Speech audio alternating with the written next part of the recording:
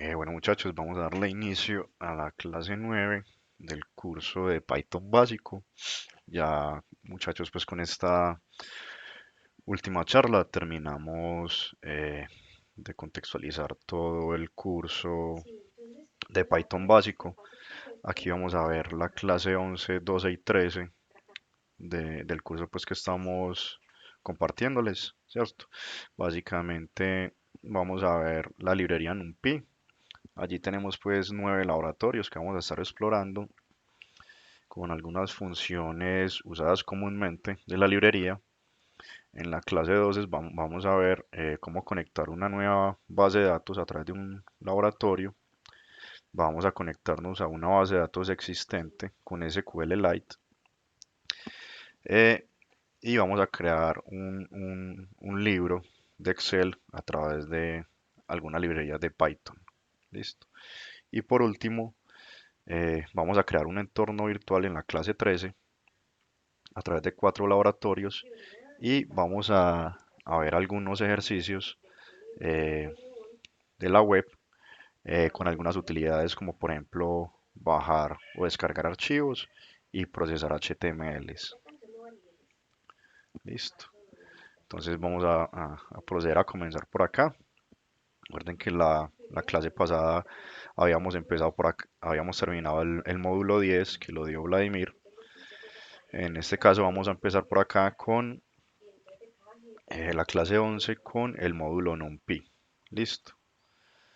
Bueno, entonces eh, vamos a estar utilizando NumPy, ¿cierto? Esta librería pues vale la pena recalcar que no está instalada por defecto en la instalación de Python. Entonces la deben instalar en sus máquinas. Listo. Recuerden que para instalarla lo pueden hacer a través de la terminal, ¿cierto? Recuerden que el comando es pip install menos módulo y el nombre de la librería, NumPy. En este caso, pues yo ya la tengo instalada, entonces no lo voy a ejecutar. Listo. Recuerden que es muy importante que para que Python les funcione en cualquier ruta de, del, del, del sistema de archivos, de su sistema operativo, deben agregar la ruta de instalación de Python a la variable de entorno del path. ¿Sí? Es uno de los problemas más frecuentes que le pasa a las personas al momento de trabajar con Python. Listo. Bueno, entonces, ¿qué tenemos acá? Es el primer laboratorio. Básicamente vamos a comparar eh, velocidad de vectores, listo, a través de la librería NumPy. Entonces, básicamente estamos importando la librería de sys, estamos importando la librería datetime, el módulo datetime de la librería datetime y el módulo o librería NumPy, ¿cierto? Entonces, NumPy básicamente es una biblioteca que nos sirve para el manejo de matrices, matrices grandes y matrices multidimensionales, ¿cierto? Eh, y nos ofrece pues una gama, una colección de funciones matemáticas de alto nivel para operar con estas matrices. Listo. Entonces, ¿qué tenemos acá? Tenemos la definición de una función de suma a través de NumPy, ¿cierto? Entonces, acá en la primera instrucción se está asignando una variable a, se está utilizando el módulo NumPy y se está utilizando la función arrange, ¿cierto?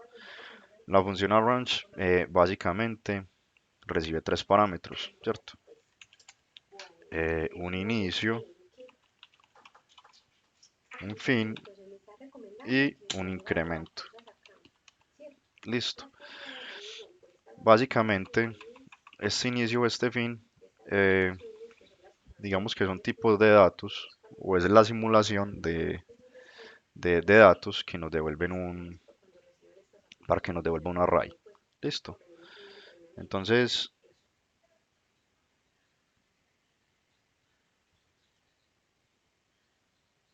listo. Entonces, básicamente, lo que hace esta función es devolvernos un valor de tipo array que está especificado en un intervalo. Listo. Entonces digamos que en este momento no se le está especificando ningún valor a esta función, ningún intervalo, inicio y final, eh, mientras que por ejemplo acá en esta sí se le está especificando un valor o un intervalo inicial, ¿cierto? Acá básicamente, eh, pues digamos que se van a sumar estos dos array que devuelve esta función arrange, ¿sí? Se van a sumar y se van a asignar a una variable c y van a ser retornados. Listo. Por acá más adelante hay otra función de Python para sumar. Entonces básicamente lo que hace es que declara tres variables A, B, C de tipo lista o de tipo array y posteriormente lo que hace es que recorre este ciclo, ¿sí? Eh, en un rango de 0 hasta el valor que se le especifique en n, ¿cierto? Recuerden que ese valor nunca se va a tener presente en la función rango. El último valor no se tiene presente porque empieza en 0. Y por acá se va a empezar a hacer un append de cada uno de esos elementos y al principio pues se va a hacer un exponencial. Recuerden que el símbolo de multiplicar dos veces es el exponente en Python. Listo. Entonces, por ejemplo, aquí sería 0 a la 2, ¿cierto? En la primera iteración, después 1 a la 2, después 2 a la 2 y así sucesivamente. Es lo mismo para estos, aquí a la 3 y el último pues ya es el mismo iterador a la 2 más el iterador a la 3. Listo. Y por último pues se retornan los valores. Por acá a continuación pues se está definiendo una variable igual a 1000, ¿cierto? De tipo entero. Se está obteniendo la fecha actual con el datetime.now y se está acá a continuación pues se está llamando la suma de la función Python suma, que es esta que tenemos acá. Se le está enviando por parámetro el valor de 1000 y pues ya ella va a retornar estos tres valores que son los tres array que se formaron a través del ciclo. Listo. Bueno, pues vamos a imprimirlo hasta acá. Vamos a ver cómo se comporta eso que acabamos de ver. Entonces vamos a darle un control F5 y miremos por acá en la terminal a la derecha la salida.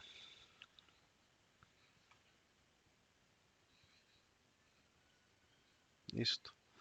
Entonces como ven, se imprimieron los tres vectores, ¿cierto? Eh, Acá el rango fue de 0 a 999. El primero pues multiplicó cada uno de los valores, perdón, los elevó a la potencia 2, el segundo a la potencia 3 y el tercero pues fue la suma de ambas potencias. Aquí está el resultado del primer array, que sería la, ¿cierto? Bueno, lo que pasa es que hay demasiados elementos, pero por ahí debe estar el corchete que cierra.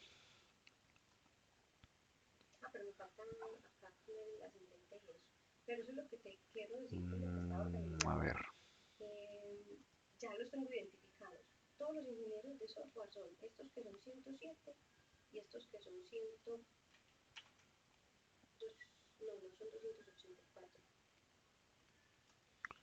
Ok, no se alcanza a identificar, pero entonces lo que se podría hacer es imprimir cada uno de manera independiente. Listo. Vamos a limpiar acá la salida de esos array autogenerados. Vamos a darle SLS y borramos acá el resultado. Listo. Vamos a continuar por acá. Recuerden que vamos por acá. Vamos a comentar esta línea para que no se imprima esos tres array gigantes. Entonces, ¿qué es lo que sigue por acá? básicamente se está calculando un delta de tiempo, ¿cierto? Entonces se está volviendo a obtener la fecha actual, ¿cierto? Recuerden que esa fecha actual es hora, minutos, segundos, perdón, es día, mes, año, hora, minutos y segundos. Y se está restando con la fecha inicial que se capturó unos milisegundos antes de la ejecución de esta instrucción, ¿cierto? Este start.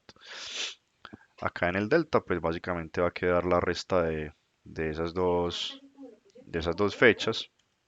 Y aquí pues ya vamos a pasar a imprimir eh, esa diferencia. El delta, ¿sí?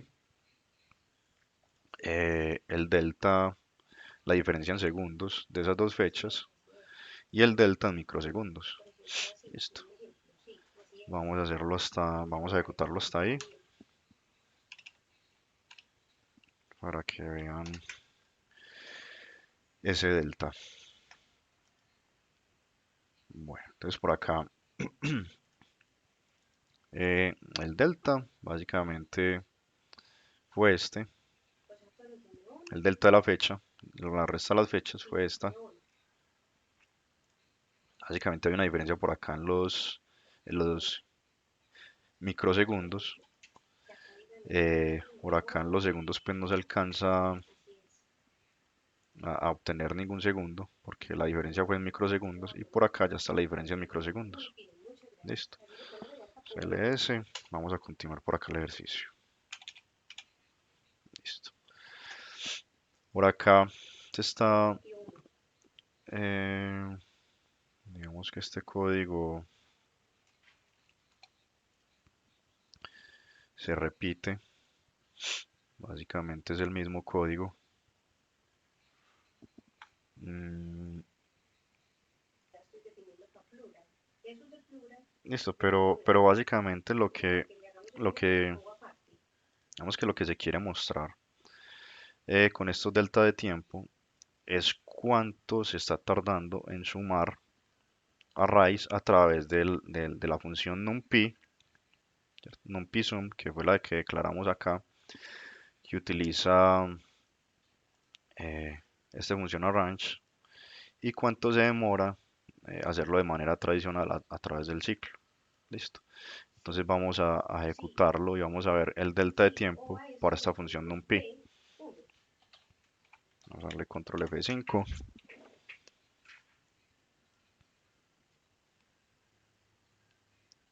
Ok, bueno, aquí me está generando un error y es porque me falta importar la librería.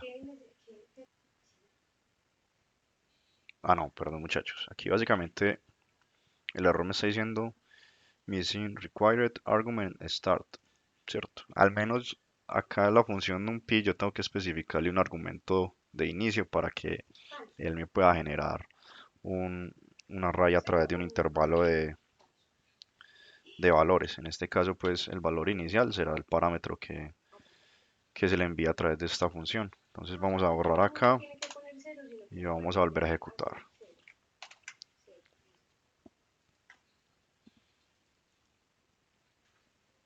Listo. Entonces vemos que acá el delta, haciéndolo con numpy, fue haciendo la suma pues con numpy, fue de 0. O sea,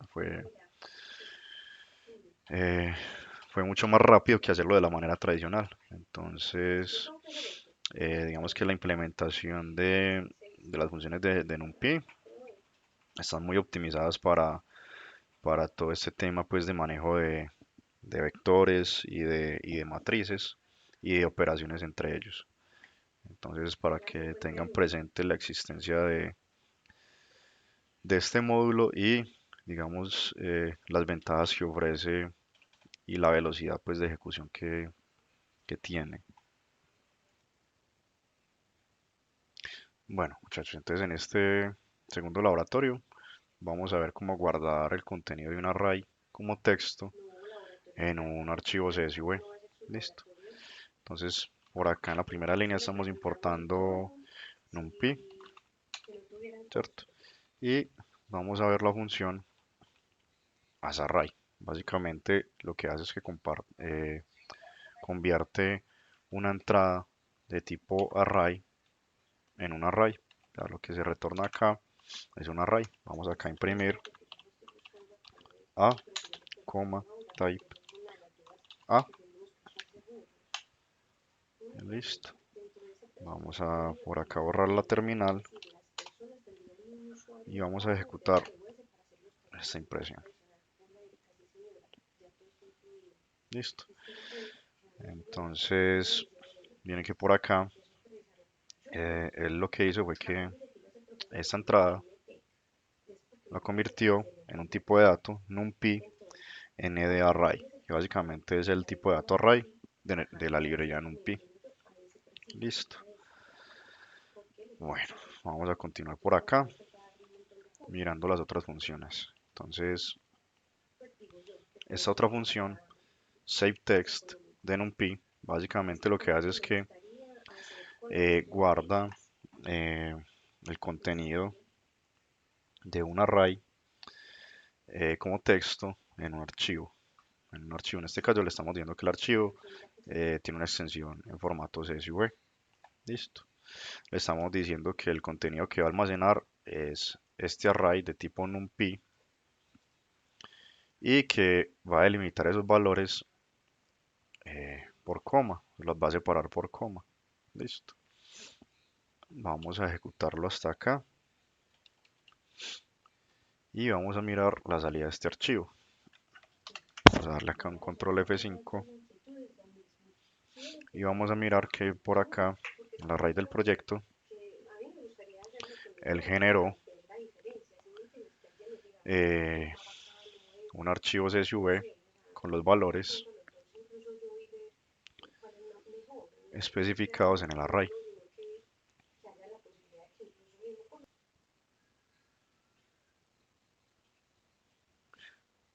Bueno muchachos, por acá continuando pues el laboratorio, vamos a seguir por acá con las siguientes líneas de código. Vemos que acá se está declarando una variable a igual a numpy.arrange, que es una función, recuerden que me retorna un array de acuerdo a un rango especificado en los parámetros que yo le estoy especificando. Entonces, acá le estoy especificando un rango inicial en 1, un rango final en 5 y digamos un incremento en 1. Los tipos de datos de ese array van a ser de tipo, digamos, big int de 8 bits de NumPy. ¿Sí?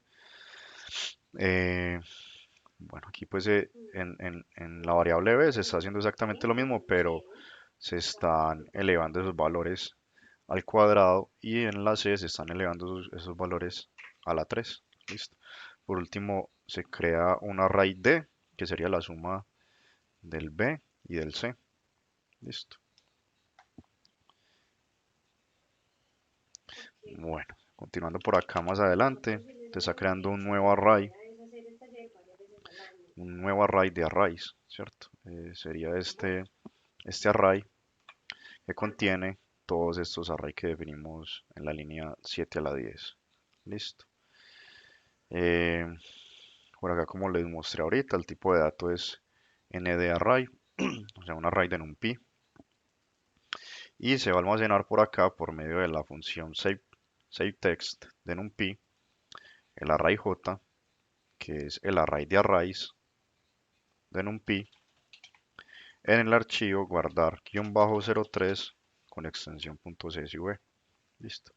Como ya lo había ejecutado previamente, por acá ya está la salida del archivo 3. Entonces, como pueden ver, aquí está la salida del array que se guardó mediante esa función saveText. Listo. Como esta J ya es un array de arrays, es un tipo de dato ndArray de numpy, ya tiene a disposición la función transpose, ¿cierto? Y otras más, ¿cierto? Por ejemplo, organizar los ítems, entre otras, listo. En este caso, pues está utilizando la función transpose eh, y se está almacenando en otra variable z. Se va a almacenar en este archivo guardar 04 csv Básicamente sería el mismo contenido del 3, pero de manera traspuesta. Vamos a ver por acá la salida y esta es la salida. Listo. Bueno, por acá en este último ejemplo, SaveText 5 también se está almacenando este vector z delimitado por punto y coma, pero se le están especificando otros parámetros adicionales de la función. Se le está, digamos, especificando al archivo un encabezado con estas columnas, donde la primera es el valor n, después n al cuadrado, n a la 3, y por último la suma de n al cuadrado más n a la 3. ¿Sí? Este parámetro,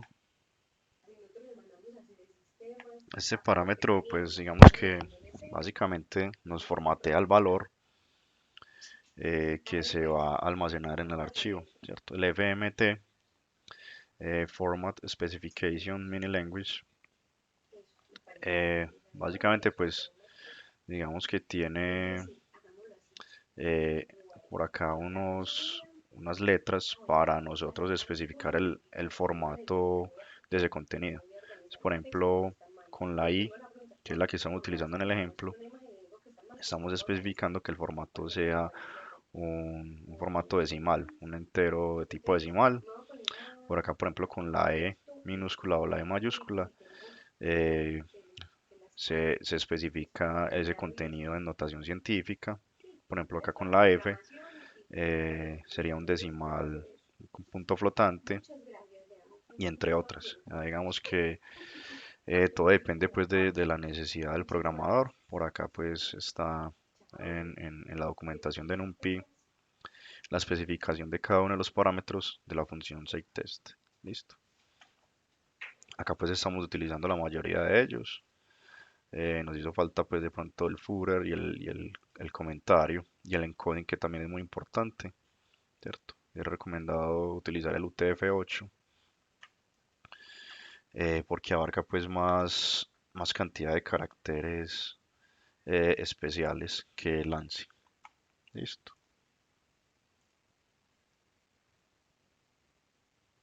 Bueno muchachos, vamos a seguir por acá con el otro ejercicio. Arrange 01 base. Básicamente pues acá se sigue utilizando la librería NumPy. Se está generando un vector, un array del 0 al 4. Recuerden que el último, pues que el valor especificado como último elemento no se tiene presente, entonces básicamente esto nos va a retornar algo como así, ¿cierto?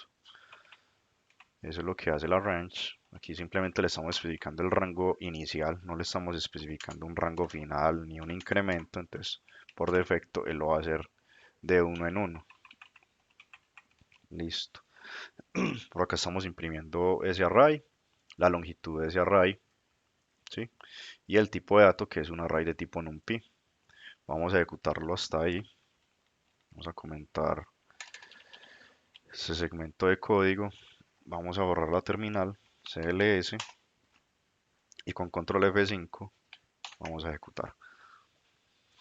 Listo. Por acá ya a la derecha está mostrándose la salida. Listo. Entonces acá está, como les mostré, un array del 0 al 4. Su longitud es de 5 elementos y su tipo de dato es un array de tipo NumPy. Listo. Hasta ahí fácil. Vamos a continuar entonces con el siguiente segmento de código. Recuerden que podemos multiplicar caracteres o strings por números y lo que va a hacer es que va a multiplicar ese carácter por el número de veces que se esté multiplicando. Entonces básicamente esto nos sirve como separador en la consola. O sea, esto lo que va a hacer es que va a imprimir esta separación de esta manera 81 veces en la consola, ese carácter. Después tenemos un ciclo que recorre ese array que acabamos de crear con NumPy e imprime cada uno de esos elementos. Imprime otro separador y se declara otro ciclo con un rango de la longitud. Básicamente la longitud y este rango lo que nos va a devolver, recuerden que esa longitud en este momento es 5, ¿cierto? Y Y el range lo que nos devuelve es también algo similar a, a este range de NumPy, que sería una colección de datos del 1 al 4, ¿cierto? Recuerden que el último valor no se tiene presente en la función rango. La función rango también recibe un rango inicial, un rango final y un valor que es el incremento entre ese rango inicial y ese rango final, ¿sí? Que por defecto es 1. Listo. ¿Qué se está haciendo acá? Se está creando una variable t y se está creando un formato tipo string para posteriormente imprimirlo. Entonces acá se está imprimiendo eh, el elemento, ¿cierto? Después se está imprimiendo mm, el contenido del elemento y acá en uno pues se está imprimiendo acá con el punto format pues, lo que hacemos es que reemplazamos acá la i es el primer valor iterado, en cero es lo mismo, el, digamos, eh, el vector en ese índice y por último lo que hay en ese elemento, en ese, pues digamos, en el array, en el elemento i. Listo. Vamos a imprimirlo para poder entenderlo.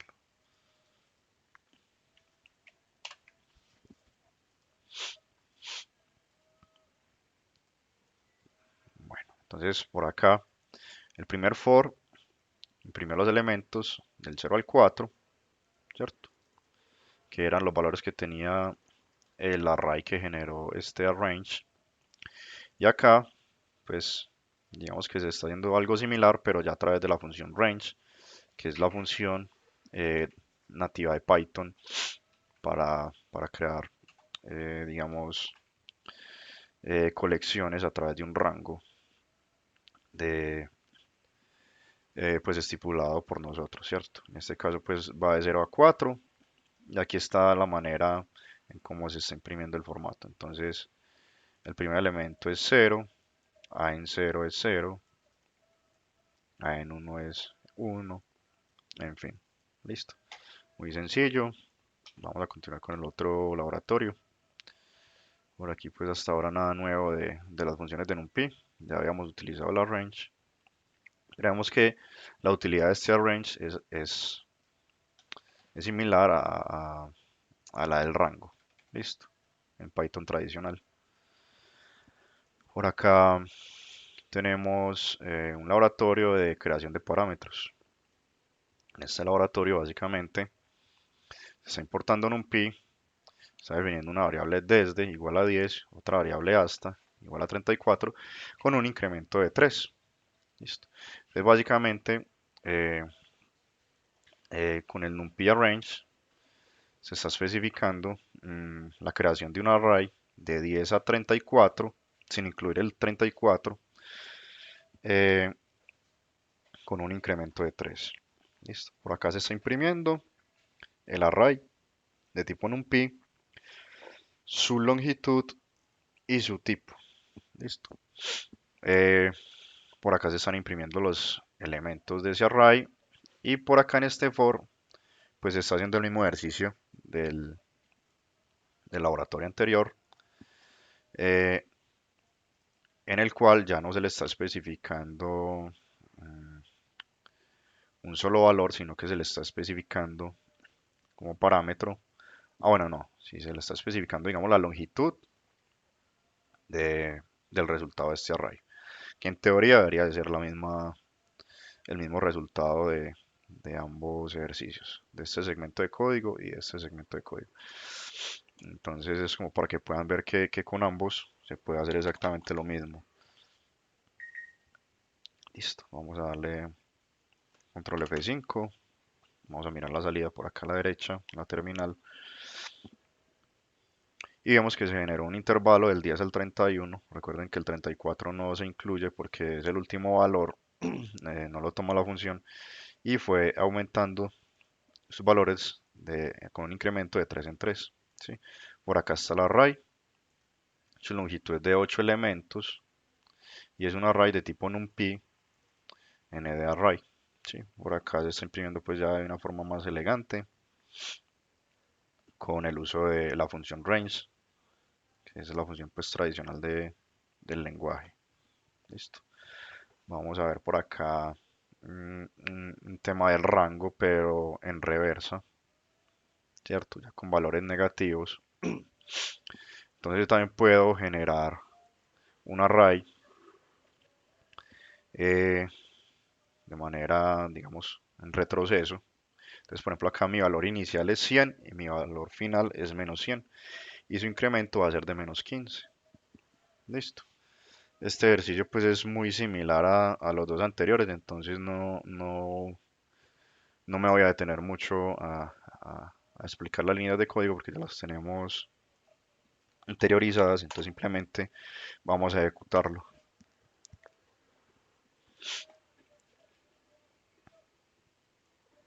Listo, entonces miren que por acá él comenzó en 100, fue decrementando su valor de menos 15 en menos 15 y terminó en menos 95 porque, como ya saben, él nunca tiene en cuenta, él nunca toma el último valor de, de la función range especificada pues acá en el rango final.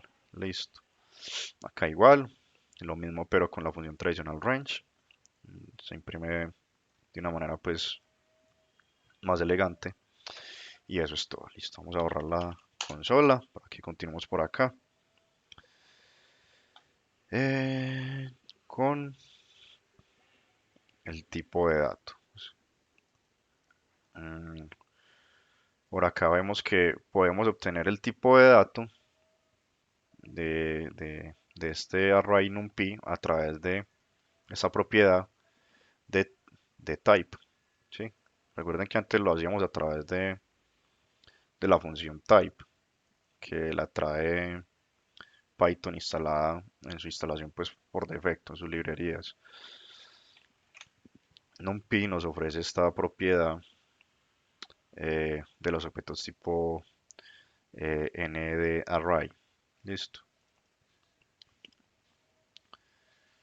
Bueno.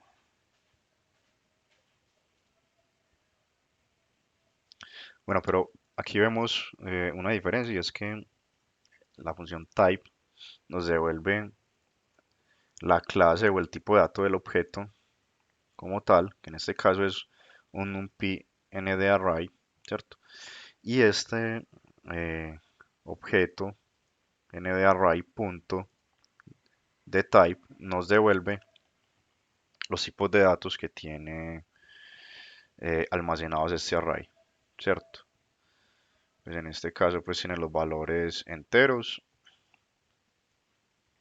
big integer en base 32, 32 bits, perdón, eh, del 100 al menos 95. Listo. Este tipo de datos se refiere al tipo de dato de los elementos que están contenidos dentro del tipo de dato n de array de numpy. Listo. Bueno, continuamos por acá. Por acá lo que sigue, muchachos, es eh, un laboratorio para asignar tipos de datos. Entonces, comienza por acá con la generación de un array a través de la función arrange, con un rango de 10 a menos 10, con un incremento de menos 2, y sus elementos van a ser enteros de 8 bits. Listo, máximo 8 bits. Por acá se está imprimiendo el array, la longitud, su tipo de dato, el tipo pues que son enteros de 8 bits. Eh, y ese tamaño nos dice cuántos elementos tiene ese array. Listo. Es similar al length. Vamos a ejecutarlo hasta ahí. Vamos a asimilar la salida de esas líneas de código.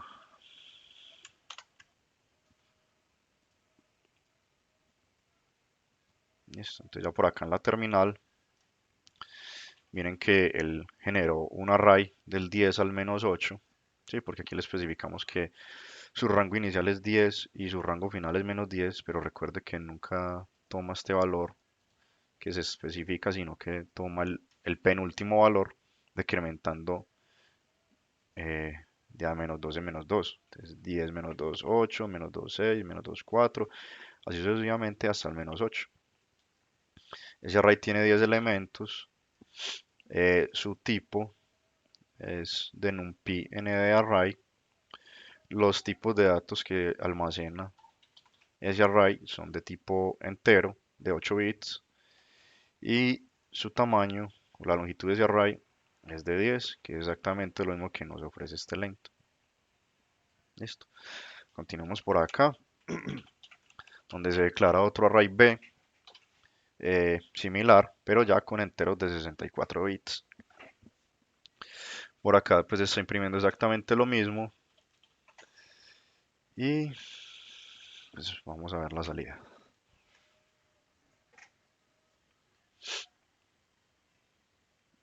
Listo, por acá vemos en la terminal el mismo array, también de 10 elementos de tipo NumPy ND pero ya los tipos de datos son de entero de 64 bits. Listo. Bueno, vamos a continuar con el otro laboratorio que es multidimensión. Listo, vamos a ver de qué se trata. Entonces, básicamente, acá se está definiendo una función que es para informar los datos de un vector. Listo. Entonces, recibe como parámetro un vector. Imprime el vector, imprime la longitud del vector, el tipo de dato, los tipos de datos que contiene, su tamaño y, y sus dimensiones, ¿cierto? Entonces, por acá se declaran eh, dos array, uno que va de 10 a -10 con un incremento de -2 y otro que va de 10 a 101 con un incremento de 10. Listo. Por acá se está invocando la función informar para imprimir ambos. Vamos a imprimir hasta ahí. ¿Sí? Vamos a darle control F5 al Visual Studio Code. Por acá a la derecha nos despliega la terminal, la ejecución del código y nos muestra el primer vector que se generó de 10 a -8 con 10 elementos.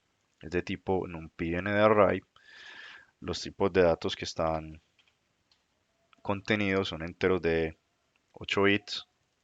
Su tamaño es de 10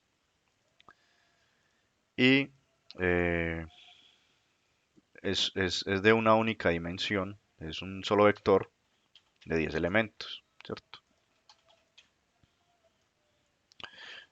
Por acá algo muy similar para el otro, pero ya pues con elementos del 10 al 100. Listo. Vamos a continuar por acá. CLS. Escondamos la terminal. Continuamos por acá interpretando el código. Entonces, eh, por acá se está generando otro array que es un array de arrays, ¿cierto? Eh, un array que contiene el array A y la lista A y la lista B, ¿cierto? Por acá lo vamos a imprimir. Vamos a ver qué nos trae eh, esa función de informar.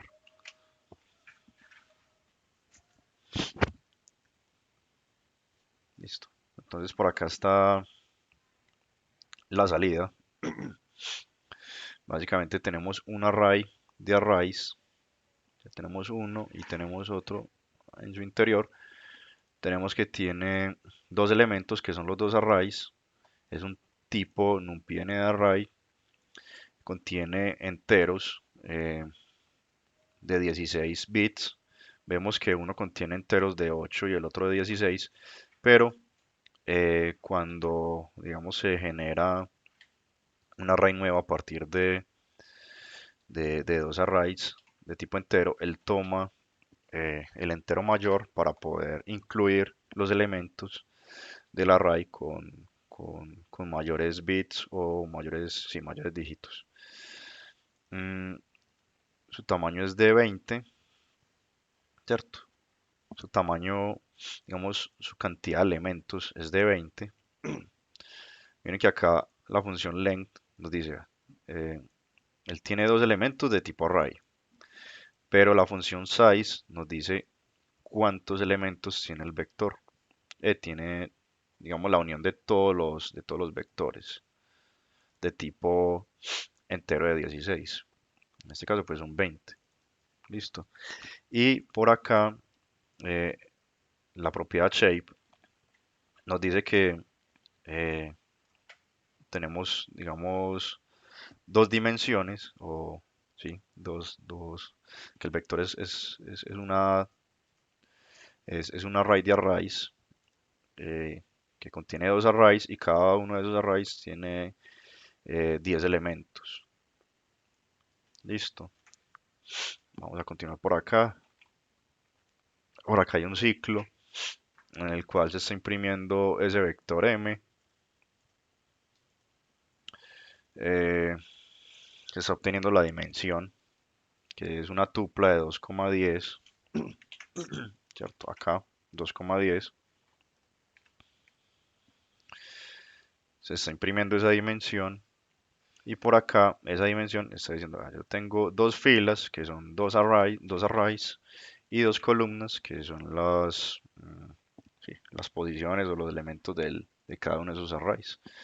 El total de elementos de la multiplicación de filas por columnas, que serían 20, 2 por 10, ¿cierto?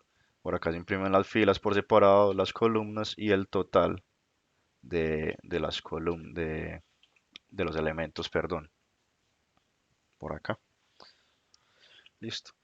Por acá pues imprimimos un separador y hay un ciclo que se genera a través de un rango de las filas, que son dos filas, y otro ciclo que se genera a través de las columnas, que son 10 columnas. Ya pues acá se imprime, mm, digamos, la matriz en cada una de sus posiciones, ¿cierto? En la fila y en la columna, con el iterador I y K, que son los que están acá, I y K, y el resultado de la matriz en la posición IK, que ya lo vamos a ver de una forma pues más bonita en la terminal. CLS, vamos a ejecutar. Por acá voy a comentar estas impresiones para que no me hagan tanto ruido y ejecutemos.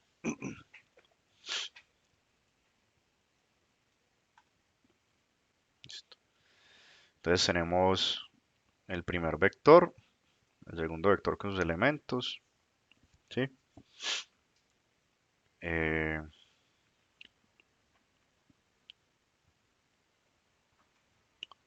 a ver que me perdí. Un segundo. Informar.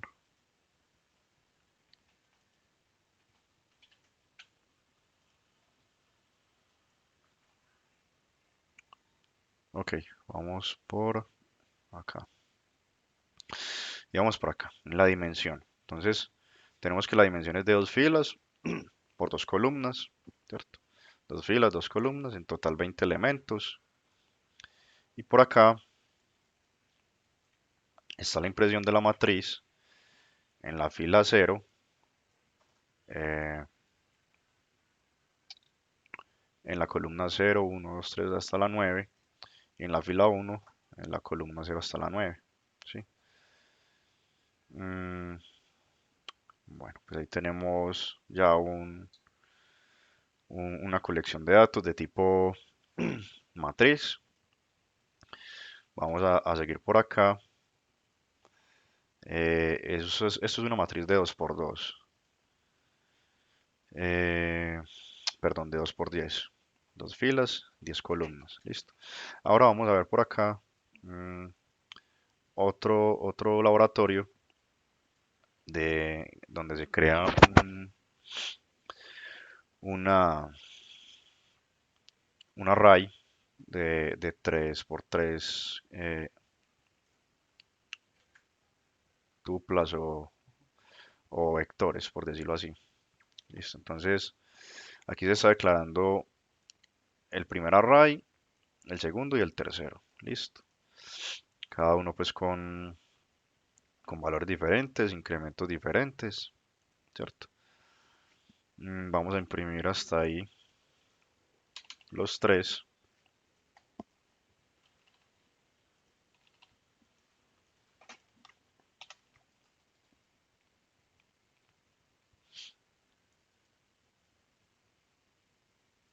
Entonces vemos que el primer vector va del 1 al 3, el segundo del 2 al 6 y el tercero del 5 al 15. Listo. Estos dos pues tienen elementos de tipo entero de 16 bits y este entero de 8 bits. Bueno, ¿qué se está haciendo más adelante? Se está creando una matriz de 3 por 3, tres filas, tres columnas. Entonces, básicamente con la función asArray se le está especificando un array de arrays y se está imprimiendo. Entonces vamos a ver por acá. Voy a comentar esta impresión y vamos a ver esta salida.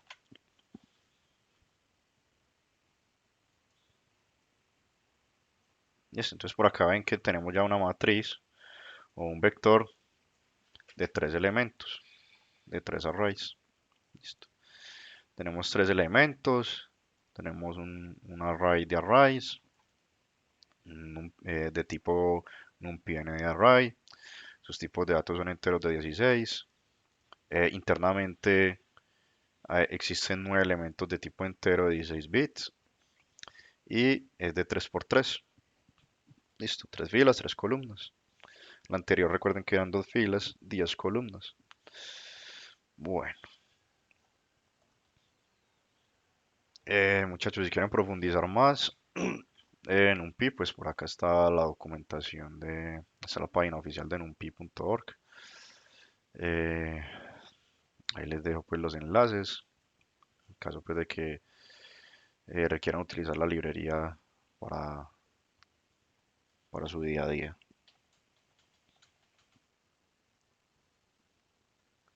Bueno, compañeros, vamos a seguir por acá entonces eh, con el siguiente tema. Básicamente es el tema de conexión a una nueva base de datos. Listo. Bueno, entonces, bueno muchachos, entonces en este laboratorio vamos a generar una nueva conexión, a crear una nueva conexión de una nueva base de datos en SQLite. Listo. ¿Por qué SQLite? Bueno, entonces por acá les voy a explicar. SQLite es una biblioteca que está desarrollada pues en el lenguaje C y implementa pues un motor de base de datos pequeño. Es rápida, es autónoma y es de confianza, ¿cierto? SQLite es uno de los motores más utilizados en el mundo y está integrado con la mayoría de celulares, teléfonos móviles, dispositivos, tabletas, entre otros, y viene pues incluido dentro de muchas aplicaciones en nuestros dispositivos móviles. Listo.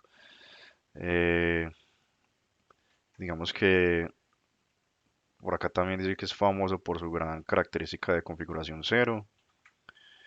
No necesita pues una administración como tal, o configuración muy compleja. Y por acá nos describen unos pasos para instalar SQLite en Windows. Listo. Básicamente nos dice vaya primero a la página de descargas de SQLite. Ya la tengo por acá previamente cargada. Descargue los archivos comprimidos SQLite Shell Windows 32.zip y SQLDLL Windows 32.zip. Listo. Entonces vamos por acá. Mm, Vamos a hacer la descarga.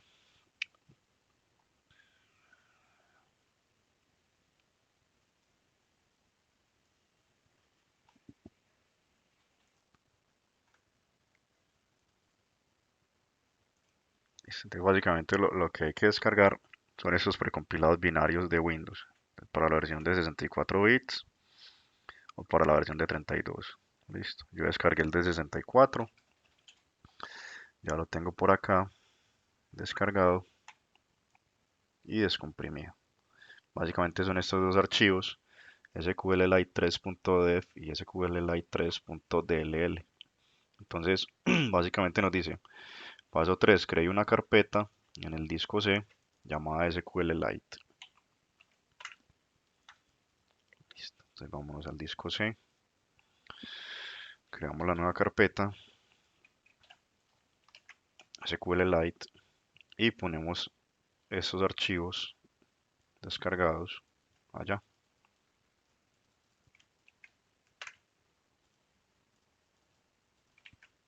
Listo. Bueno, paso 4. Agregue la ruta SQLite a la variable de path de entorno y finalmente vaya al símbolo del sistema y emita el comando SQL3 para validar la versión. Listo. Entonces vamos a agregar la ruta donde tenemos instalado SQLite a la variable path para agregarla a la variable de entorno del sistema. Entonces nos vamos por acá, clic derecho, equipo, propiedades, ¿sí? Deme un segundo.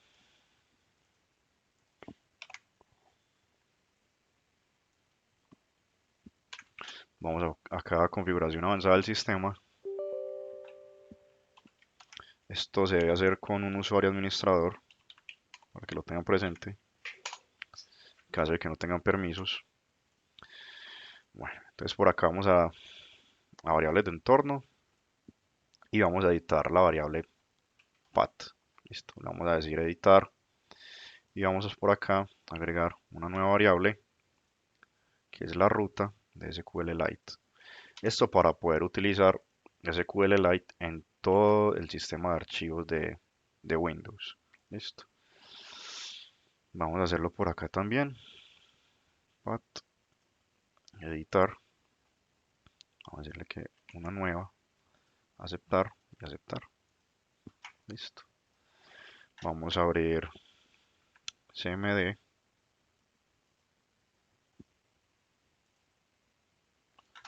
A ver por acá el CMD. Ubicación. Me toca abrirlo como modo administrador.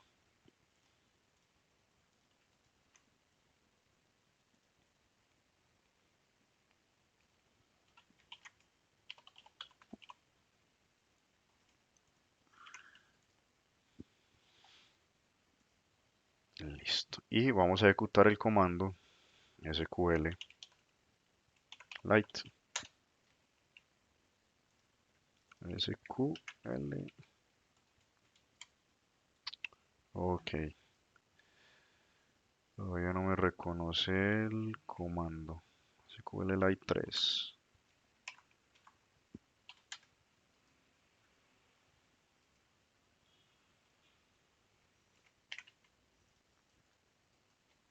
Ok, denme un segundo. Reviso de nuevo el paso a paso a ver qué es lo que pasa. Ok, listo. No, básicamente, muchachos, lo que pasa acá es que nos está faltando descargar uno de los paquetes y es este SQL Lite Shell para poder que se ejecute. Yo por acá, mmm, descargas,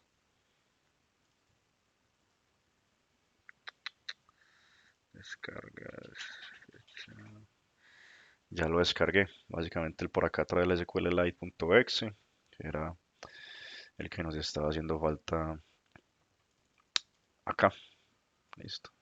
Ya con estos tres archivos ya básicamente tenemos la base de datos funcionando en nuestro sistema de archivos. Listo.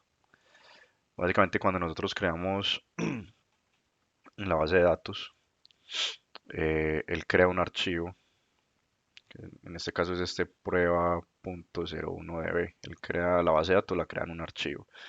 Por eso es que es tan utilizada esta esta base de datos en las aplicaciones de los dispositivos móviles. Listo, entonces vamos a entender este código que tenemos acá. Básicamente pues estamos importando la librería que ya vimos os.pat. Estamos importando el módulo dirname, ¿cierto? Para listar el directorio. Realpath para obtener la ruta de un archivo. Y basename para obtener el nombre del archivo en el cual me encuentro parado. Listo. Entonces por acá también estoy importando la librería SQLite 3 que la deben instalar. Listo. Deben instalar la librería. Por acá buscan el comando pip install SQLite 3. Listo.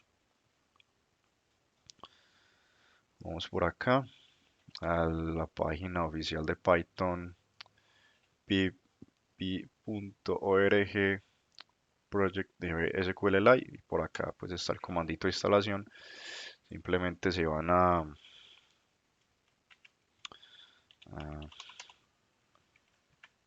la consola de Windows y ejecutan el comando. Yo como ya lo tengo instalado, pues no la voy a instalar. Entonces ya podemos hacer uso de tanto de la librería como de la base de datos que ya la instalamos también. Listo. Acá se está definiendo una variable, la cual está obteniendo, pues digamos, el nombre del directorio donde se encuentra este archivo, ¿cierto? Este archivo de crear.py que es en la clase 12, por allá en la ruta de Juan David Tatatán, Python clase 12, y por acá se está obteniendo el nombre del archivo, que es crear.py, el nombre del script. Listo. Es básicamente por acá se está creando la concatenación de la ruta de donde me encuentro parado en este momento. El separador, importante este sep, es el separador que utiliza el sistema operativo Windows.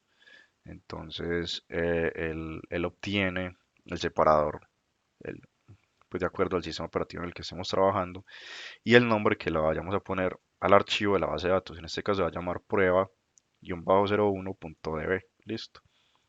Vamos a imprimir la ruta por ahora para que interpretemos todas estas variables. De hecho, vamos a interpretar em,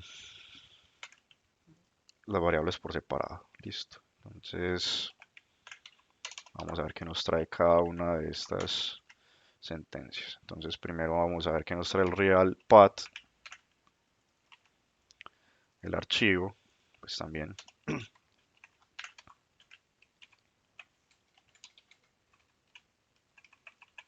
el archivo, el real path del archivo.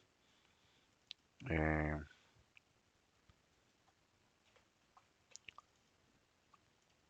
por acá todo el directorio. Por acá el base name. Listo. Eso pues ahí se ve muy bonito, pero es mejor saberlo interpretar.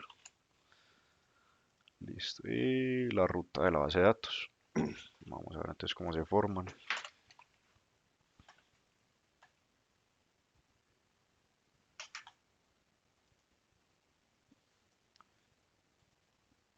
Ok, ok. Entonces por acá me está tomando este texto. Voy a poner en comilla doble, porque si no, no me toma las comillas simples ¿para qué? Para comentar el código. Listo. Vale, control F5. Ya por acá. Vamos a darle a esto un título mejor. File. Vamos a separar por coma para que nos ponga un espacio, dos puntos, y le vamos a decir, perdón, file, dos puntos, espacio. No hay necesidad de ponerle espacio porque la coma ya lo pone. Y vamos a decirle acá, imprima un separador de guión por 98. Listo, vamos a hacer lo mismo por acá, lo mismo acá y lo mismo acá. Listo. Vamos a decirle que este es el real path. Puntos, coma. Este es el get name, coma, y base name. Listo. Dos puntos, dos puntos. Limpiemos por acá la consola y volvamos a imprimir para que veamos de una manera más clara la salida. Listo. Entonces, ¿qué tenemos por acá? Ta, ta, ta, ta. Por aquí, real path. Listo. Bueno, aquí está la ruta del archivo completica del file. El real path de ese archivo, el nombre, eh, el nombre del directorio de donde se encuentra el archivo donde estoy parado. Listo. El nombre del script en el que estoy trabajando. Y por último, la concatenación de el nombre del directorio más el separador de Windows, que es backslash, más el nombre que yo le quiero asignar a mi base de datos. Listo, que en este caso es el archivo prueba-01.db, que sería la base de datos de SQLite, que recuerden que se almacena como un archivo y por eso es tan fácil de utilizar para el desarrollo de aplicaciones eh, móviles. Listo. Vamos a borrar esto, ya entendimos que traía cada una de estas funciones de, del módulo PAT de la librería del sistema operativo.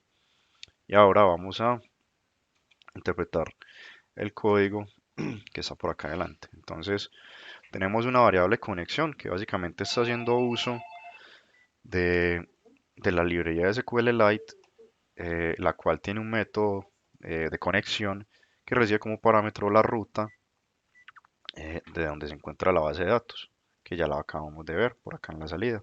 ¿Cierto? Esto está completica. Listo. Una vez ya tengamos definida esa conexión, pues por acá estamos creando una sentencia en SQL en la cual estamos creando una tabla llamada T4 con una columna ID que es de tipo entero, que es llave primaria y que es autoincrementada.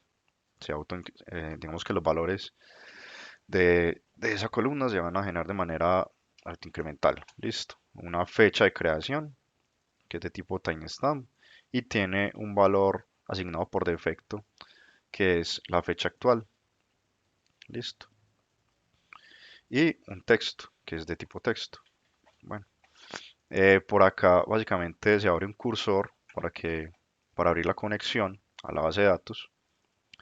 Se invoca el método execute para ejecutar este primer comando SQL de la creación de la tabla. Una vez finalizado el execute de la creación de la tabla, hay dos sentencias de inserción de datos, ¿cierto? Donde básicamente lo único que estamos haciendo es insertar un texto. No estamos insertando ni el ID ni la fecha, que recuerden que el ID es autogenerado y la fecha ya tiene un valor por defecto que es la fecha actual, el datetime.now, ¿cierto? De la localidad del servidor, del tiempo del servidor. Eso quiere decir ese parámetro local time. Eh, entonces básicamente se está en la columna un texto, en el primer insert se están insertando estos caracteres, una bolita ahí, ¿cierto? Con un puntico en el centro y acá pues varias A, listo. Entonces vamos a limpiar por acá, vamos a ejecutar. Por acá se hace un commit para que se efectúe la transacción. Recuerden que después de hacer un insert o un update en una base de datos, por debajo se debe ejecutar una sentencia commit para que se efectúe eh, esa transacción. Y por último se cierra la conexión con la base de datos para liberar memoria. Listo. Vamos a dar un control F5 y listo. Pues ya eh, por acá se nos crea un archivo con la base de datos prueba-01. Ese archivo tiene en este momento una tabla T4 que contiene estos valores. Ya en el siguiente ejemplo vamos a ver cómo leer los valores de una base de datos existente. Listo. Entonces, eh, estas sentencias son muy similares para las bases de datos. Por ahí también hay una librería para conectarse con una base de datos tipo Oracle. Y digamos que las sentencias de conexión y ejecución de comandos SQL son muy similares. Listo. Por acá vamos a ver el siguiente laboratorio que es cómo conectarnos a una base de datos ya existente. Listo. Entonces vamos a abrir este script que se llama conectar.py. Este script básicamente, muchachos, está importando la librería del sistema operativo, se está importando la librería de SQLite 3 y se está definiendo, cerramos acá la terminal, se está definiendo un método, una función que consulta las filas de una tabla. Listo. Básicamente recibe como parámetro la ruta de la base de datos, la sentencia SQL y el encabezado que va a presentar como salida esta consulta. Listo. Entonces primero se genera la conexión con la base de datos a través del SQLite 3 Connect. Se le parametriza la ruta de donde se encuentra el archivo, que en este caso se encuentra en la clase 12 bd01.db. Eso es lo que se le va a pasar por acá. Toda la ruta absoluta de donde se encuentra el archivo. Listo. En la siguiente línea pues se va a abrir un cursor, es decir, que se abre la conexión de la base de datos. Listo. Se ejecuta un comando de la sentencia SQL que se le parametrizó eh, a través de esta función fetch all. Se obtienen todas las filas eh, de ese select, de esa sentencia SQL select que se ejecutó. Listo. Por acá se obtiene la cantidad de cuántas filas a través de la función len. Es lo que devuelve acá es, digamos, como un array. Sí, una lista. Miren que si yo pongo el cursor encima, él dice que esta función, en la flechita roja a la derecha, devuelve una lista de filas, de las filas, con el contenido pues de la tabla. Entonces, por ejemplo, una tabla de usuarios que tenga eh, el ID, el nombre, el apellido y la fecha. Por cada una de las filas, él va a generar eh, un array de arrays y los va a almacenar en esta variable filas. Acá simplemente pues vamos a ver cuántas filas hay, contando la cantidad de arrays o de filas en ese array de arrays. Listo. Y vamos a imprimir cuántos hay. Listo. Acá se pregunta si el resultado tiene un encabezado. Por defecto está asignado en true, ¿cierto? Un valor por defecto. Si tiene encabezados, entonces básicamente eh, a través de la función lambda, eh, a través de la propiedad descripción del resultado de esta ejecución, se obtienen las columnas, el nombre de las columnas. Y se hace a través de una función lambda, donde, donde se hace por cada uno de los elementos de esa descripción, de ese objeto de descripción, de ese objeto pues que retornó. Eso retorna, digamos, por cada uno de los elementos, retorna la descripción, lo convierte en un objeto map y por último lo convierte en una lista para hacer un objeto pues más manipulable. Entonces queda una lista de encabezados que son las columnas de esa tabla y por acá se obtiene digamos la cantidad de encabezados o de columnas, se declara una variable en vacío ES Listo. Y se recorren el número de encabezados. Se crea un rango del número de encabezados. Por acá ese se empieza a acumular por cada una de esas columnas. Listo. Y se pregunta si, digamos, el valor iterado i es menor o igual a la cantidad de columnas menos uno. Si es menor o igual, entonces se le asigna una coma. En caso de que no, es porque ya es el último elemento y pues ya a él no le asigna coma al último elemento. Básicamente ese va a quedar con, va a ser un string que va a ser igual a, por ejemplo, eh, nombre, columna uno coma, nombre, columna 2 coma, nombre, columna n, y así sucesivamente. Listo. Eh, listo. Pues aquí se va a imprimir, ahorita lo vamos a ver. Y para las filas hay algo similar. Entonces se declara un string vacío de filas, un contador en cero y se recorren las filas. Va aumentando el contador en uno, se va acumulando, contador igual a 0 más 1, 1, en la primera iteración, en la segunda 2, en la tercera 3, así sucesivamente hasta que acabe la iteración de las filas, del total de filas. Y posteriormente acá f va a acumular el valor de e, que es el valor que tiene cada una de las filas. Recuerde que en las filas tiene, por ejemplo, son arrays, es un array de arrays, ¿cierto? Entonces, por ejemplo, sería algo como tipo matriz, una lista de listas. Entonces, por ejemplo, aquí Juan Escobar, 1002 de 91, ¿cierto? Y por acá pues vendría otra fila, no sé, Pepito, López, del 92, por ejemplo, ¿cierto? Entonces lo que está haciendo acá es que está convirtiendo estas filas en un string, estas listas en un string, y las está almacenando en F. Listo, las está acumulando para que queden de tipo string. Él va separando esas filas por coma. Si el contador es menor a la cantidad de columnas. Listo. Y por último las imprime. Bueno, ¿qué sigue por acá? Básicamente hay un método para consultar en la base de datos que primero define una lista, ¿cierto?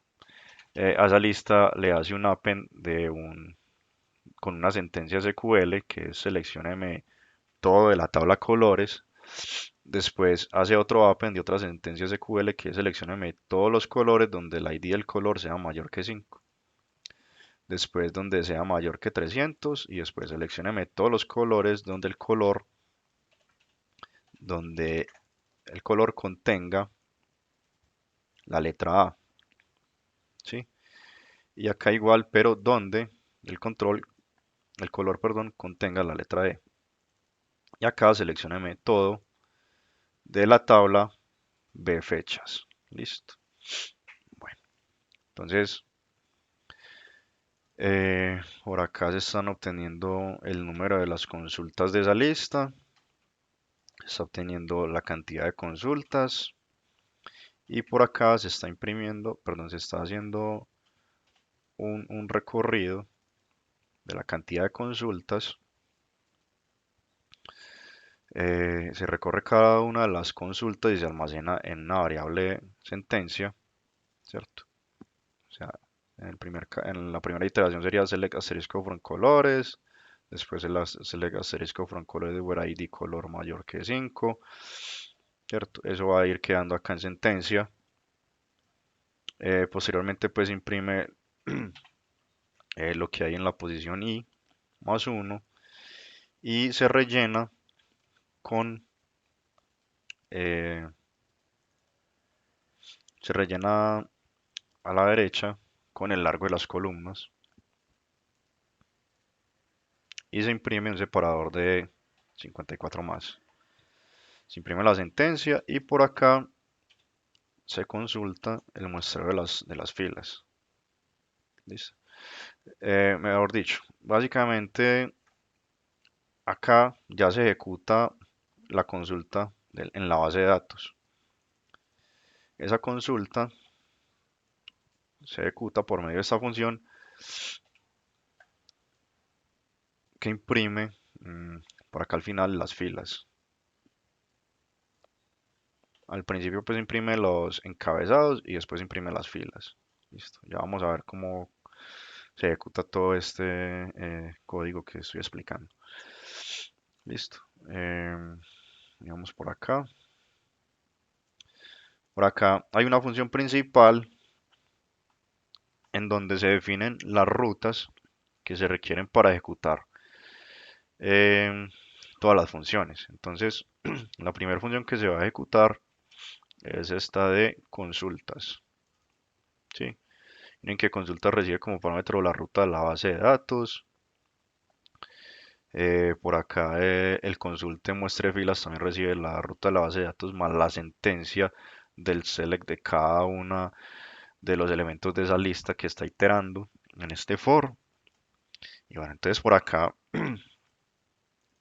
la carpeta de este script, recuerden que es con el módulo path de la librería del sistema operativo a través del dirname os.path.realpath del archivo donde me encuentro. ¿Sí?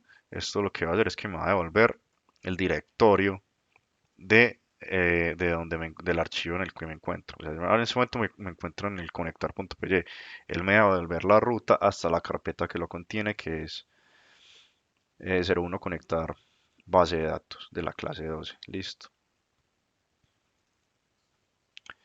Por acá básicamente vamos a crear la ruta de la carpeta de la base de datos, que es el directorio donde me encuentro, más el separador del sistema operativo, que en este caso es backslash. Para Linux sería otro, para los otros sistemas operativos es otro, entonces por eso es importante no ponerlo quemado, ¿cierto? Muchas veces acostumbramos a hacer esto y no es la manera correcta. La manera correcta es, por ejemplo, aquí en Python utilizando la librería OSPath separador, él ya sabe en qué sistema operativo se está ejecutando el script y él establece el separador del sistema operativo para poder concatenar esa ruta de manera adecuada. Y por último, mmm, la extensión de una carpeta que se va a llamar base de datos, donde se va a almacenar la base de datos. Miren que acá está bd, ¿cierto? Y ahí es donde está el archivo bd01.db. Listo. Entonces, básicamente es esta ruta, más el separador, más el archivo, va a ser la ruta de la base de datos. Básicamente aquí la vamos a consultar y se va a ejecutar este ciclo de cada una de estas consultas y nos va a mostrar los encabezados y las filas en estos print. Filas y encabezados. Vamos a ver qué nos trae toda esta. Vamos a hacerlo primero con una sola consulta para que no nos traiga tantos valores. Vamos a traer todo de la tabla colores. Vamos a imprimir. Control F5. Listo. Entonces miren que por acá él dice, vea, la consulta select asterisco from colores tiene 8 elementos. Los encabezados son ID color y color. Y estas son las filas. La fila 1 a la 8 y está el color blanco, el negro, el azul, rojo, verde, naranja, morado y amarillo, listo. Y están estos separadores que imprimimos al principio y al final de la salida. Listo. Vamos a ver qué nos traen las demás consultas de esa base de datos. Ahora sí vamos a imprimirlo todo.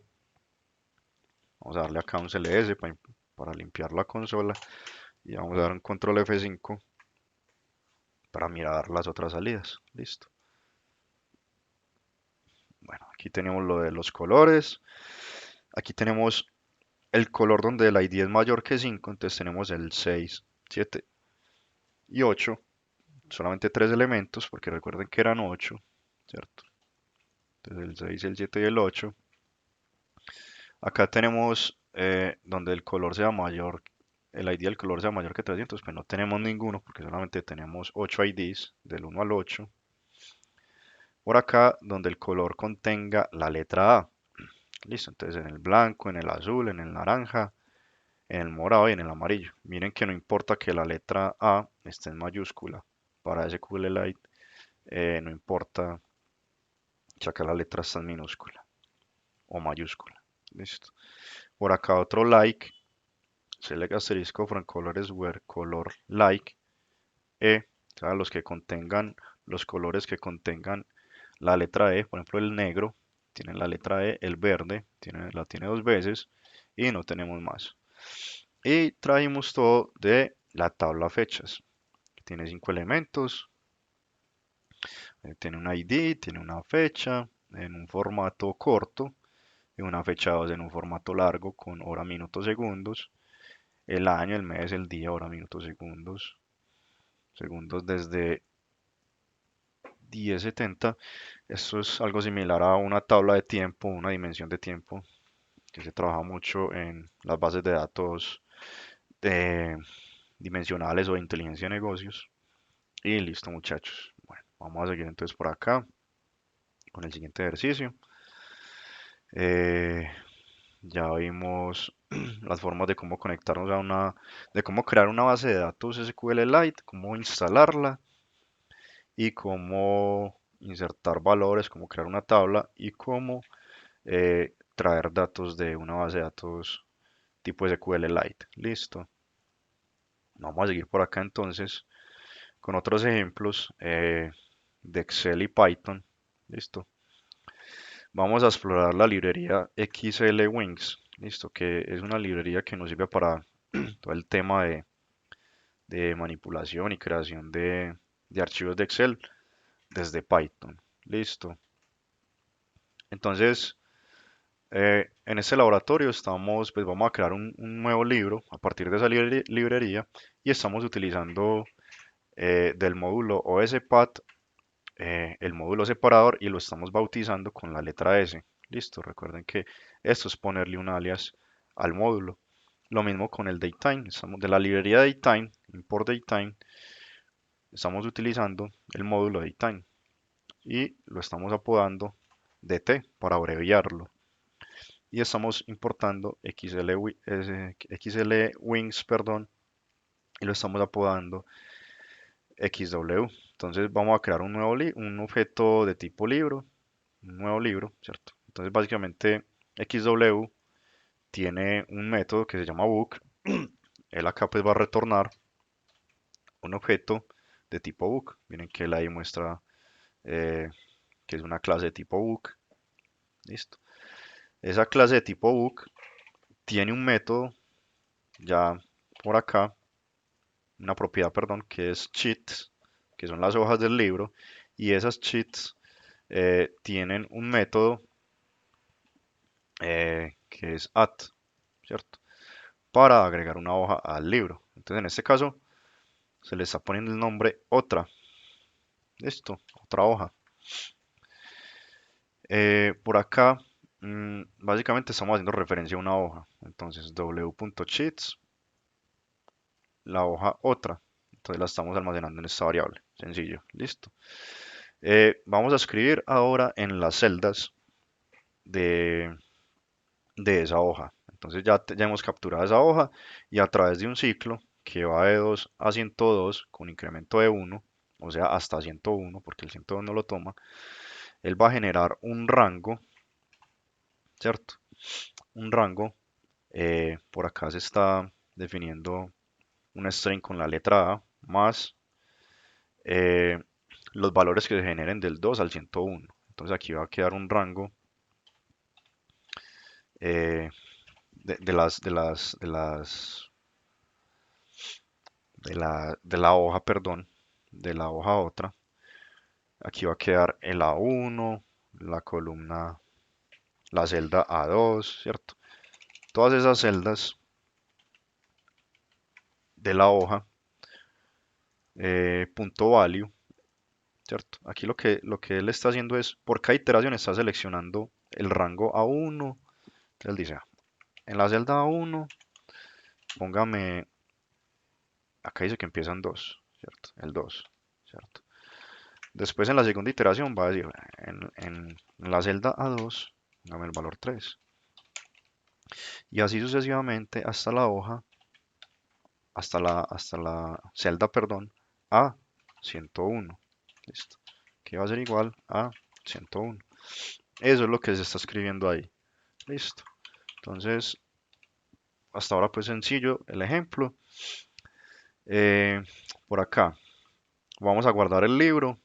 Vamos a ver cómo se guarda. Entonces vamos a decirle, yo quiero que este libro se llame salida más S, ¿cierto? Recuerden que este S es el separador que lo bautizamos acá. Entonces este separador en Windows es backslash, ¿cierto? Eso lo que nos está reemplazando es poner, o sea, esa S va a ser básicamente esto. Listo. Entonces el separador, entonces en la ruta salida, separador, la fecha actual, punto .strf, time, recuerden que esa función ya la vimos, y lo que hace es convertir una fecha, un tipo de dato fecha, en una fecha de tipo string, pero en este formato que le estamos especificando, año, mes, día, hora, minuto, segundo, y le estamos concatenando la extensión .xls, x, listo. Vamos a ahorrar acá la terminal, mano derecha, y vamos, bueno, ya por acá lo último me faltó decirles que hay que utilizar de esta clase book, ¿sí? De este book, utilizar el método save en esta ruta para que pueda almacenar el archivo. Listo, para que lo pueda guardar. Vale, control F5. Mm, Por acá pues no tenemos ningún print, entonces en consola, en la terminal no vamos a tener ningún resultado. Pero acá eh, en la salida, vamos a ver si por acá me quedo. Ok, ya por acá me sacó un error. Y creo que es por la librería. Dame un segundo.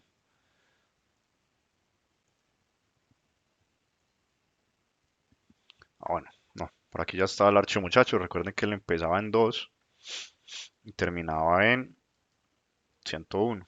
Esto fue lo que él escribió.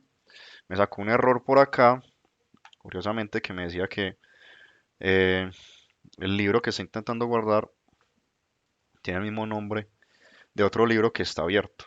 Al parecer, cuando se generó el libro, se abrió de manera automática y no lo guardó.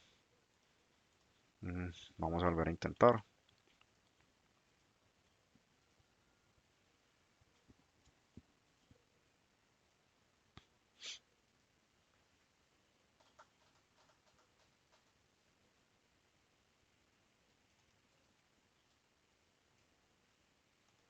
Listo. Vamos a ejecutar ese comando solito a ver si es capaz de guardarlo.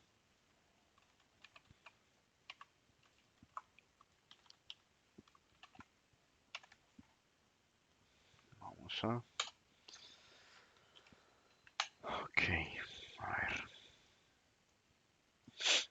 Workbook.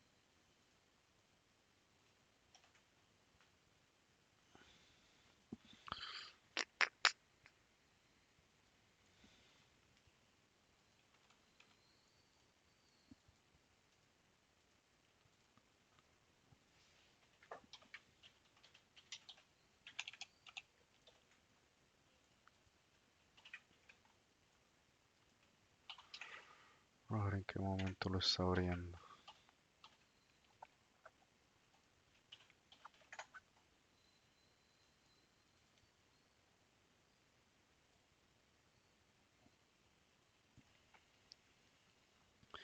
Bueno, muchachos, nos dice por acá una pequeña modificación. Básicamente, eh, pasé como parámetro la ruta para guardar el libro, la pasé completa. Entonces agregué estas dos lineecitas acá en el script,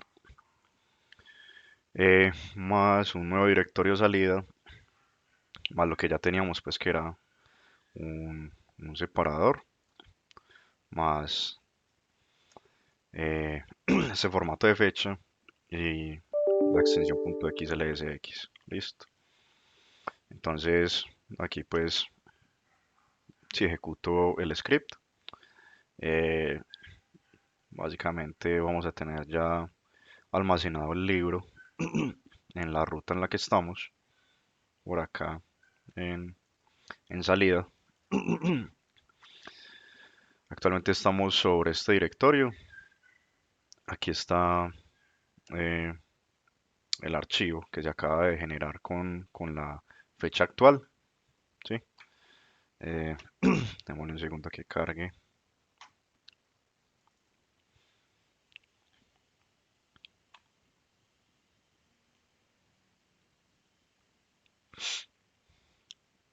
Y pues básicamente aquí ven graficados los valores del 2 al 101, tal cual como se especificó en el ciclo del script. Listo. Bueno, entonces ya quedamos listos pues con este laboratorio. Vamos a continuar por acá con el laboratorio 3, que es cerrar un libro. Básicamente es algo similar. Se vuelve a utilizar por acá la librería XL Wings, el datetime y os.pat, el separador. Listo. Se crea un nuevo libro por medio de la clase del objeto de la librería XL Wings. Se agrega una nueva hoja, ¿cierto? Con la propiedad sheets, método, método at, algo igual, pues similar al script anterior. Esto se almacena en una variable y por acá se especifican en los rangos de las celdas A1, B1, C1, D1, E1 y F1 los valores que tenemos acá en string. Número elevado a la 2, elevado a la 3, una suma, la fecha 01 y la fecha 02. Listo. Digamos que son como unos encabezados que están en, en estas celdas, en las primeras celdas de la A a la F. Listo. Por acá tenemos en el rango de la A1 al F1 eh, un- básicamente estamos utilizando acá eh, la propiedad color index de la función range. Le estamos especificando el color número 3, que creo que es el color rojo, y una fuente de tipo 1. Listo, ahorita pues vamos a ver cómo se genera ese formato y ese formato básicamente es para darle un color y una fuente al encabezado de estos valores que especificamos en las celdas de la A1 a la F1. En este GitHub van a poder encontrar más formatos que se pueden utilizar con esta librería. Listo. Eh, por acá está la URL. Listo. Y bueno, acá más adelante se crea un ciclo que comienza con un rango de 2 a 102 con un incremento de 1 y para cada una de las celdas de la A a la F, por acá en las posiciones del 2, las filas de la 2 a la 101, se van a especificar los siguientes valores. Entonces, acá primero va a ser 2 menos 1, ¿cierto? Porque el primer valor es 2, entonces aquí sería 2 menos 1, ¿cierto? Aquí sí sería 1 en la primera iteración.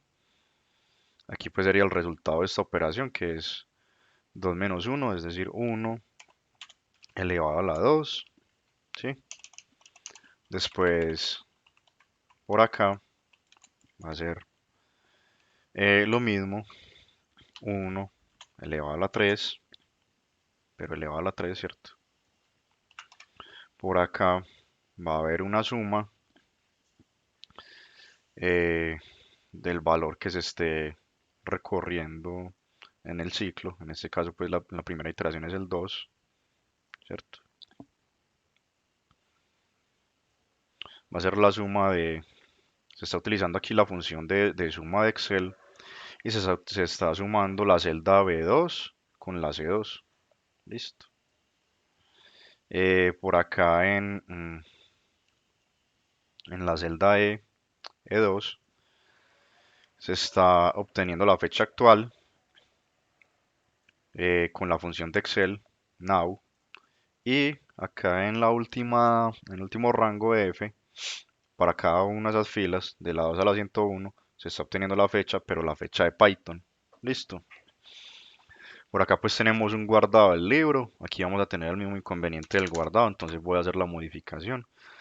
Básicamente me voy a copiar estas tres líneas para que se guarde en, en la ruta completa y no me genere el error al momento de guardar el archivo porque queda abierto. Listo.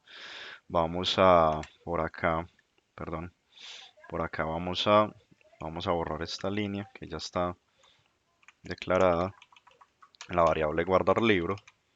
Listo. Vamos a borrar esta impresión. Acá simplemente vamos a guardar el libro en esa ruta y vamos a importar eh, estos módulos, dirname, realpath y basename para poder obtener la ruta completica de donde se va a almacenar el archivo. Listo. Vamos a reemplazar acá en la línea 2 esta importación os.path, dirname, realpath, basename y el separador con un alias igual a la tecla S, perdón, a la letra S. Listo. Vamos a borrar por acá a la derecha la consola, CLS, vamos a ejecutar. Listo. Y vamos a validar acá la salida. Vamos a darle un refresh. Aquí tengo un archivo del 0317. Vamos a la ruta.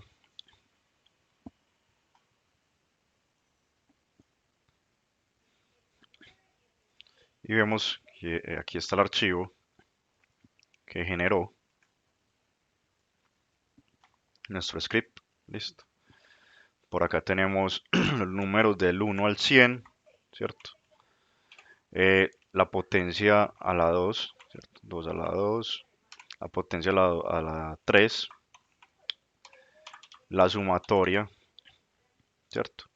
La sumatoria de las dos potencias, del número elevado a la 2 y el número elevado a la 3, la fecha actual con la función now, pues, o ahora en español, de Excel, y la fecha que se capturó desde la función datetime.now, desde el script, ¿cierto? Datetime.now. Listo. Ese es el otro ejercicio.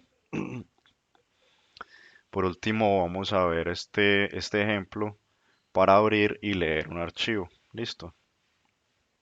Bueno, entonces muchachos, ¿qué tenemos acá? Tenemos de nuevo las mismas tres librerías. Perdón. Tenemos la ruta de salida. Eh,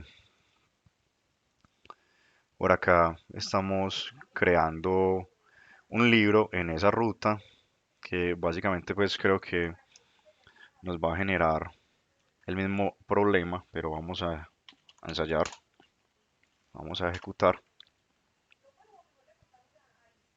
Listo. Vamos acá a la ruta. Mm, sí, por acá ya me brincó. Dice que no encuentra el archivo en esta ruta. Entonces vamos a especificar de nuevo la ruta completa. De nuevo vamos por acá a copiarnos esta parte, ¿cierto? Vamos a reemplazar acá ruta del libro y va a ser este nombre para leer. Listo. Por acá, básicamente vamos a reemplazar todo este nombre por este.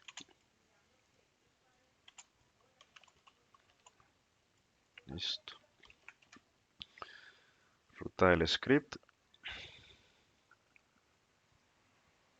Mm, bueno, y por acá vamos a reemplazar la importación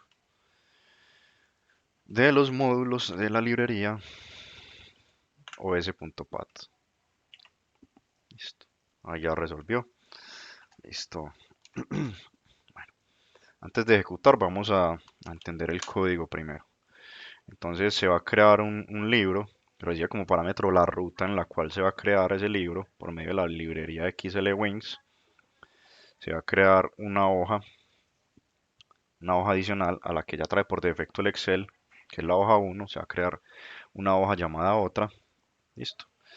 Por acá en la última fila de ese Excel, eh, esta hoja va a buscar una celda la cual contenga cualquier cosa, asterisco, ¿cierto?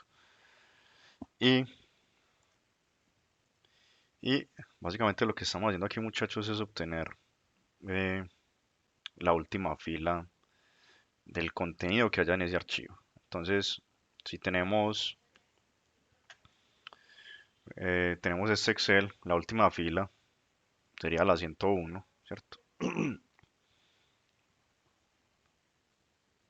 Sí, la 101, ¿cierto? Básicamente le dice que coja el contenido después de la celda 11, eh, que genere pues un ordenamiento y listo. Por acá está obteniendo la última columna de la hoja, ¿sí? Eh, entonces vamos a imprimirlo hasta acá. Vamos a imprimir este UF y este UC para entender qué es lo que está haciendo ese código. Listo.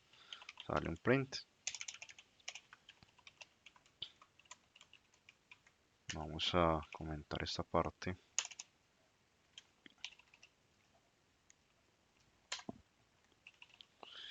Y vamos a borrar acá la consola a la derecha. Vamos a darle un control F5.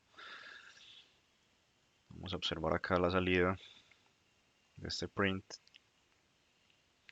Y vamos a ver que obtuvo la última fila más una posición y el valor del índice de la última columna.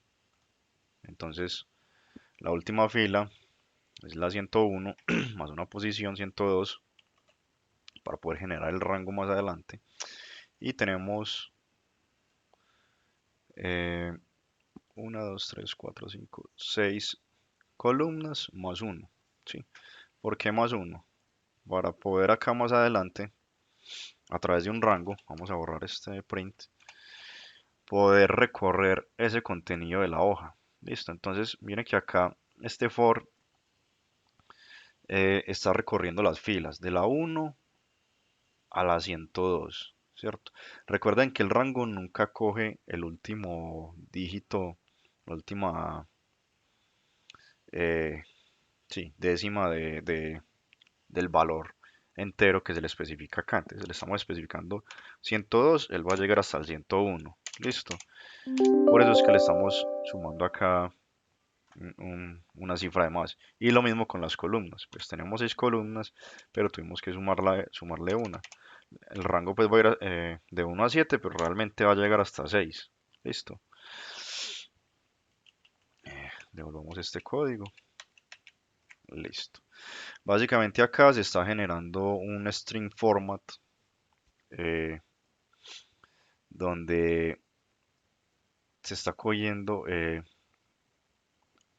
digamos, el índice de las filas y de las columnas y se está concatenando con el valor de la celda que hay en ese índice. Listo. Eh, bueno, vamos a ver cómo se genera esta impresión acá en la terminal. Dale en control F5.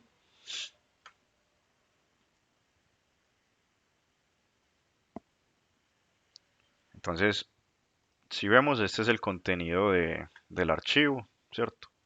Tenemos 6 filas, 101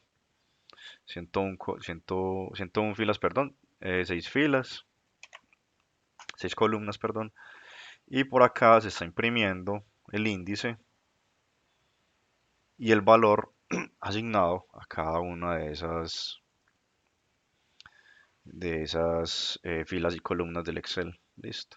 Miren, por ejemplo, acá eh, la fila 31 en la columna 1 tiene un valor de 30.0. ¿Sí? Entonces, si nosotros nos vamos acá a la fila 31, porque recuerden que es un dígito más, en la columna 1, ahí está el valor de 30. ¿Sí? Listo. Bueno, y por acá por último, como buena práctica, se cierra el libro de Excel para liberar ese recurso de memoria y, y finalizar el script. Listo. Bueno, esos eran como los ejemplos que les queremos mostrar para manipulación de Excel a través de esta librería XL Wings. Estos son como unos ejemplos básicos. Pueden explorar la documentación de la librería en internet. Ahora vamos a pasar a, a un tema más que es cómo instalar un entorno virtual. Listo. Un entorno virtual de Python en nuestras máquinas.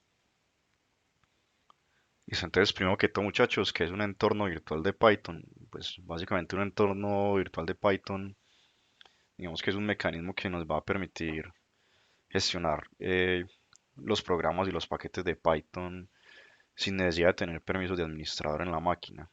Listo. Es decir, que un usuario que no tenga pues privilegios puede tener un entorno virtual de manera aislada y pues ese entorno va a almacenar, digamos, todos los directorios y todos los paquetes de la versión original de la instalación de Python. Entonces ahí vamos a poder instalar, eh, digamos, librerías y paquetes de Python y hacer uso de las que ya están de manera aislada. Listo. Eh, bueno, a ver qué más. Eh, en el caso pues del desarrollo y despliegue de aplicaciones, cada vez pues es más importante eh, tener un entorno de desarrollo y de pruebas y de producción, ¿cierto? En estos tres entornos, pues, el entorno virtual es el más parecido a un entorno de pruebas, ¿cierto? Lo podemos utilizar para validar nuestros desarrollos y no encontrar, pues, ya, digamos, errores al desplegar nuestros desarrollos en producción. Listo, ¿cómo lo instalamos? Básicamente lo instalamos de esta manera. Con el comando Python menos módulo pip install virtual environment virtual env. Listo. Entonces nos vamos a nuestra terminal. Nos vamos a parar por ejemplo en la ruta del disco D. Vamos a tipear cmd. ¿Sí? Él por acá nos abre la consola del cmd parado sobre la ruta en la que tipeamos en el explorador de archivos y vamos a copiarnos el comando para crear un, un ambiente virtual de Python. Listo. Por acá la ejecutamos.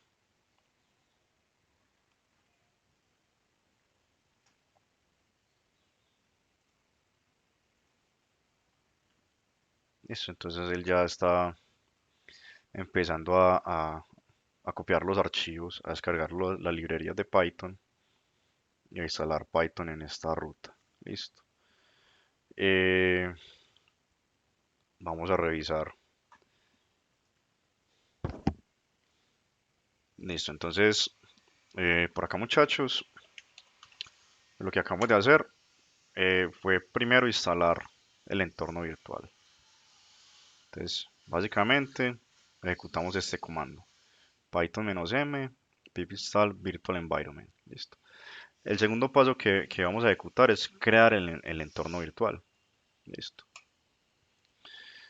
Vamos a ejecutar este comando virtual environment --python py y la carpeta donde vamos a almacenar el entorno virtual de Python. Listo. Entonces, vámonos por acá a donde estábamos. Vámonos al D, disco D, ¿cierto? cmd, ahí es donde vamos a crear nuestra carpeta y vamos a ejecutar el comando virtual environment --python igual py y el nombre de la carpeta donde yo quiero que se me instale el entorno virtual de Python. Vamos a darle a ejecutar.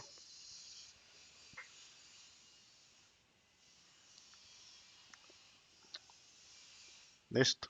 Entonces me dijo que ya creo el entorno virtual de Python 3.7 y que lo creo en la ruta de mi proyecto en entorno aislado 01. Listo. Vamos a revisar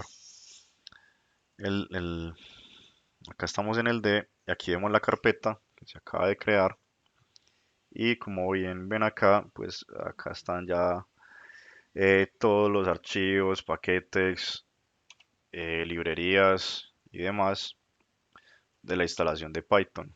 ¿Sí?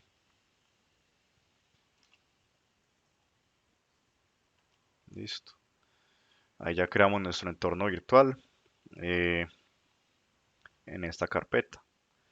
Ya digamos que nosotros somos los dueños de esa carpeta y ya podemos utilizar Python sin necesidad de ser administradores. Podemos instalar paquetes en este espacio sin necesidad de ser administradores de la máquina. Listo. Entonces vamos a seguir por acá el paso a paso. Activar el entorno virtual. Listo. Entonces por acá en la terminal escribir cd, es decir, movernos a la ruta donde se creó el entorno virtual. Listo. Entonces vamos a darle acá, tecla arriba, vamos a borrar esto de acá y nos vamos a mover a esa nueva carpeta. Listo. Bien. Vamos a escribir el siguiente comando: source.bin/active. Listo. Entonces vamos a ejecutar el comando para activar el entorno virtual. Por acá me está diciendo que no lo está reconociendo. Ok, no, qué pena muchachos. Acá básicamente pasa que source es un comando de PowerShell para ejecutarse en Linux. Pero realmente en Windows sería primero ubicarnos en la ruta de scripts del entorno virtual, cd scripts, ¿cierto? Ya que estamos acá adentro, vamos a proceder a activar el ambiente virtual con el comando activate.bat. Listo. Activate.bat. Aquí ya me aparece el nombre entre paréntesis. Eso quiere decir que ya mi entorno virtual quedó activado y listo para ser usado. Listo. ¿Cómo lo desactivo? Por acá, básicamente, en la misma ruta, a través del comando desactivate. Listo. Entonces, vamos a hacerlo acá. Desactivate.bat. Desactivate. A ver, creo que lo escribí mal. Deactivate, perdón. Deactivate. Mejor copiemos y peguemos. Y listo. Miren que aquí ya al principio no me aparece el nombre de la carpeta donde tengo el ambiente virtual de Python. Vamos a volver a ejecutarlo para activarlo. Listo muchachos, ya ustedes pueden hacer uso de esa ruta, de ese ambiente virtual. Aquí ya tienen instalado Python, ya podrían ejecutar Python desde esta ruta en cualquier editor de código de su preferencia. Listo. Vamos a cerrar esto por acá. Y ya con eso terminamos el laboratorio de entorno virtual. Listo. Bueno, eh, bueno, muchachos, ya los temitas que quedan por acá pendientes son algunos ejemplos, algunos laboratorios de web, pero creo que no nos va a dar el tiempo para explicarlo. Acá está pues algunos ejemplos de una aplicación web para descargar archivos, ¿sí? Y otro para procesar HTMLs, pero creo que no nos va a dar el tiempo y bueno, pues digamos que hasta acá llega el curso, le voy a quedar debiendo pues como esa parte final, ¿cierto? Básicamente serían estas dos. Y bueno muchachos, pues espero que les haya gustado bastante todo este contenido que les compartimos desde el área de inteligencia de negocios. Para nosotros es un gusto poder eh, compartir ese contenido y ayudar a las personas para que se lleven algo y aprendan cada día más del lenguaje. Eso es todo muchachos, muchas gracias.